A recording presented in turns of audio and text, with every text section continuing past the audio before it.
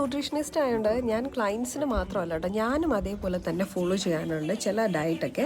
ഞാൻ എല്ലാവരുടെ അടുത്തും പറയുന്ന ഒരു കാര്യമാണ്, നിങ്ങൾ വീട്ടിൽ തന്നെ ഇതുപോലെ ചീരകൾ വയ്ക്കുക, പുറത്തുനിന്ന് മരുന്നടിച്ച വെജിറ്റബിൾസ് വാങ്ങിക്കാണ്ടിരിക്കുക. ഇത് നമ്മുടെ സാമ്പാർ ചീരയാണ്, പെട്ടെന്ന് വളരുന്നതാണ് കേട്ടോ, ഒരുപാട് മണ്ണൊന്നും വേണ്ട. പിന്നെ ചായ മനസ്സിലാണത്, അതിൻ്റെ 2 വെറൈറ്റി ഞങ്ങളുടെ വീട്ടിലുണ്ട്. എൻ്റെ ഹസ്ബൻഡാണ് ഇതൊക്കെ വെച്ചത്. ഒരുപാട് സ്പേസിലൊന്നുമല്ല, ചട്ടിയിലും ആവശ്യം കിട്ടുന്ന സ്ഥലങ്ങളിൽ മാത്രം നമ്മളിതൊക്കെ വെച്ച് വളർത്തിയെടുക്കുന്നുണ്ട് കേട്ടോ.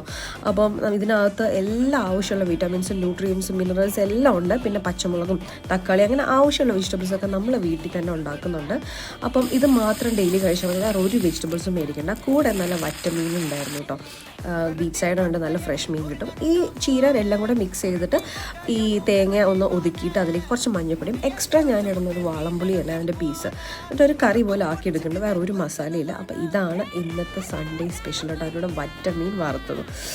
ഒന്ന് ട്രൈ ചെയ്ത് നോക്കണം കേട്ടോ ഈ ഒരു കോംബോ.